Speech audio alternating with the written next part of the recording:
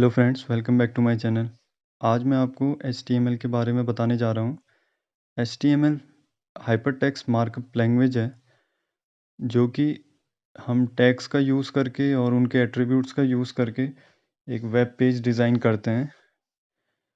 Website में बनाने में HTML का यूज़ होता है और HTML पेज को अगर और इंटरेक्टिव तो उसके बाद हम CSS यूज़ करते हैं। उसको आगे वीडियोस में बताऊंगा।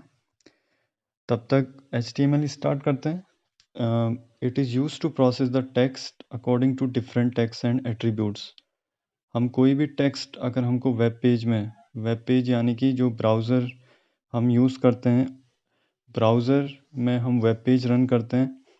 तो अगर हमको अपना वेब पेज बनाना है और ब्राउज़र में रन करना है तो हमारा ब्राउज़र उस HTML के अंदर जो भी टेक्स्ट लिखा होता है उसे प्रोसेस करता है, यानी कि उस टेक्स्ट को ब्राउज़र में डिस्प्ले करता है। और डिफरेंट टैग्स और एट्रीब्यूट्स हैं। HTML code, using HTML code we can create web pages in websites. It is rendered on the browser when we save the file with .html extension. अगर हम file को notepad file में अपना HTML code save करेंगे .html से तो वो browser में डिस्प्ले होगा। We will write the HTML code in notepad. Okay, तो नोटपैड फाइल में हमें अपना HTML कोड लिखना है और HTML कोड स्टार्ट करने से पहले HTML के टैग्स सबसे रूट यानी कि जो पेरेंट टैग होता है वो HTML टैग होता है। सबसे पेरेंट टैग सबसे ऊपर जो लिखा जाता है। ओके, तो व्हाट आर HTML टैग्स?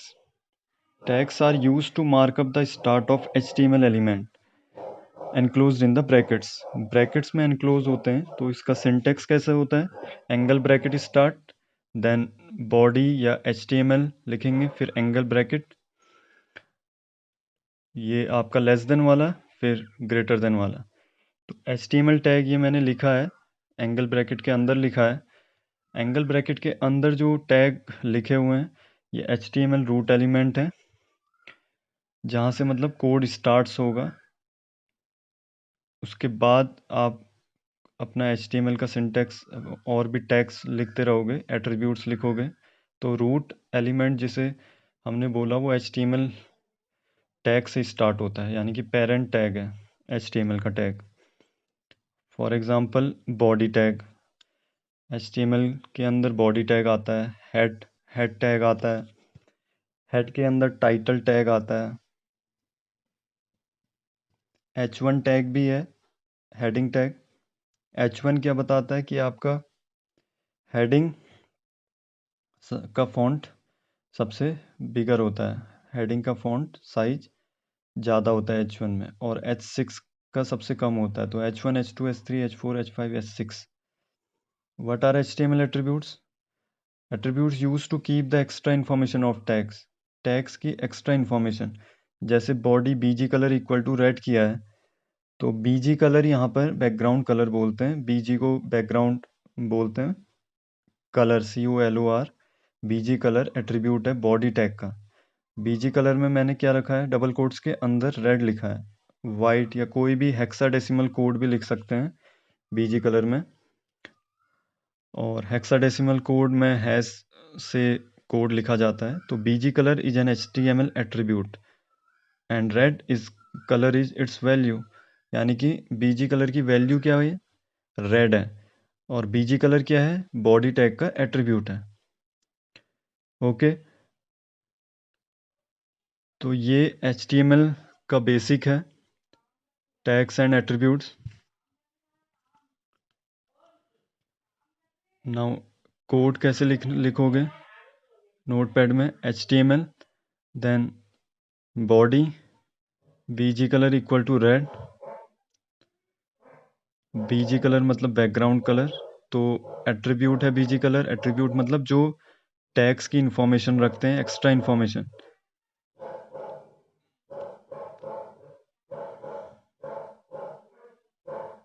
और ये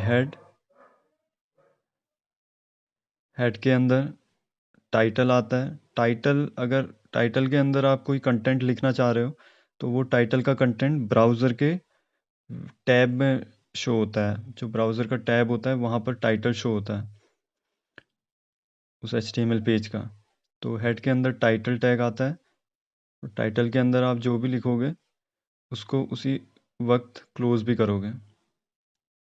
दिस इज HTML ट्यूटोरियल। तो ये this is HTML tutorial tab में डिस्प्ले होगा ब्राउज़र के। ये क्लोज कर दिया फ्रेंड्स, क्योंकि हेड के अंदर टाइटल आना था और जैसे टाइटल ओपन हुआ, टाइटल के बाद कंटेंट लिखा और सीधे टाइटल का टैग क्लोज कर दिया। फिर 1 बाय 1 क्लोज होगा। लास्ट में फिर हेड, और हेड के बाद बॉडी, और देन HTML। तो HTML जो सबसे पहले शुरू हुआ था वो सबसे लास्ट में बंद होगा। ओके, तो इसकी आप प्रैक्टिस करते रहोगे। आपको HTML का बेसिक कोड नोटपैड फाइल में, और उसको HTML एक्सटेंशन से सेव करोगे। फिर ब्राउज़र पे आप उसको रन करोगे तो आपका पेज, वेब पेज दिखेगा ब्राउज़र में। तो वेबसाइट्स में भी HTML का टैग्स यूज़ करके और भी बहुत सारे टैग्स एट्रीब्यूट्स होते हैं। अब मैं नेक्स्ट इसमें बताने जा रहा हूँ आपको कैसे बॉडी टैग के अंदर कौन कौन से और टैग्स का यूज़ करके आप, जैसे लिंक होता है, ओके, लिंक आपको डिस्प्ले कराना है वेब पेज में, तो लिंक कैसे डिस्प्ले कराओगे। और इमेज आपको अगर वेब पेज में शो करानी है, डिस्प्ले करानी है, तो कौन से टैग का यूज़ करोगे बॉडी टैग के अंदर। तो पहले तो लिंक और इमेज का जो टैग है वो बॉडी टैग के अंदर ही आएगा, क्योंकि बॉडी के अंदर इनसाइड हम जो भी टैग्स और एट्रीब्यूट्स का यूज़ करते हैं वो वेब पेज के अंदर को कंटेंट जो हमको कंटेंट बॉडी टैग के अंदर शो कराना है, बेसिक ज़्यादा जो बेसिक इंफॉर्मेशन है वो बॉडी टैग के अंदर ही होती है। तो हेड का हमें यूज़ नहीं करना है, क्योंकि हेड के अंदर टाइटल टैग आता है, उसका हमें यूज़ नहीं है। अभी हम बॉडी के अंदर लिंक दिखाएंगे, तो लिंक के लिए हमको एंकर टैग लेना पड़ेगा। तो यहाँ पर ए का फुल फॉर्म है एंकर, ए से एंकर है, ANCHOR। Now anchor tag AHREF, जो AHREF से हमारा लिंक डिस्प्ले होता है वेब पेज में। तो ये मेरा URL है, href इक्वल टू URL, ये मैंने पेस्ट कर दिया, https://fakestoreapi.com, और फिर इमेज है .jpg है, तो ये इमेज का नाम है। तो यहाँ पर ये लिंक मैं जब क्लिक करूँगा तो इमेज लोड होगी पेज में, और जब मैंने एंगल ब्रैकेट से क्लोज कर दिया, तो पूरा क्लोज नहीं किया है क्योंकि स्लैश नहीं लगाया मैंने, खाली एंगल ब्रैकेट क्लोज किया है।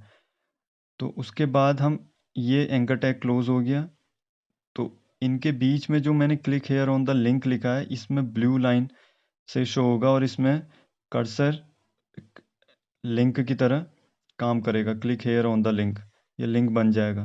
तो anchor tag HREF is the attribute, यानी कि ए एंकर टैग है और उसका जो इन्फॉर्मेशन रख रहा है, एक्स्ट्रा इन्फॉर्मेशन, वो क्या है, एट्रीब्यूट HREF। ओके, अगर बॉडी क्लोज कर दिया मैंने, ठीक है, और उसके बाद HTML क्लोज कर दिया, तो ये मेरा HTML भी क्लोज हो गया, बॉडी भी क्लोज हो गया। अब मैं अगर इसको Ctrl+S करूँगा, अभी नोटपैड फाइल में ये टेक्स्ट ऐसे ही पड़ा है, एंकर टैग, तो ये ब्राउज़र में ऐसे ही डिस्प्ले होगा। ये देखिए फ्रेंड्स, आ गया ना कर्सर, देखो आप उसको कर्सर को ले जाओ, click here on the link में, लिंक ब्लू लाइन का, ब्लू कलर का बन गया है, तो उसमें क्लिकेबल हो गया है। Click here on the link में क्लिकेबल है क्योंकि कर्सर ले जा रहे हो, तो वो साइन दे रहा है कि क्लिक, तो क्लिक और हेयर ऑन द लिंक में क्लिक किया। देखिए फ्रेंड्स, इमेज डिस्प्ले हो गई है, उसका पाथ ये है, इमेज फाइल का नाम, पाथ, क्योंकि मैंने ये यूआरएल पूरा का पूरा लिंक में पेस्ट किया था href के अंदर। जो क्लिकेबल बनाना है वो टेक्स्ट मैंने क्या लिखा है, click here on the link, और मैंने उसको सेव भी यहाँ पे डेस्कटॉप में करा है उस इमेज को, जिसका नाम है शॉपिंग img। अब देखिए फ्रेंड्स, उसको मैंने नोटपैड से हटा दिया क्योंकि वो ब्राउज़र में डिस्प्ले हो रहा था। Anchor tag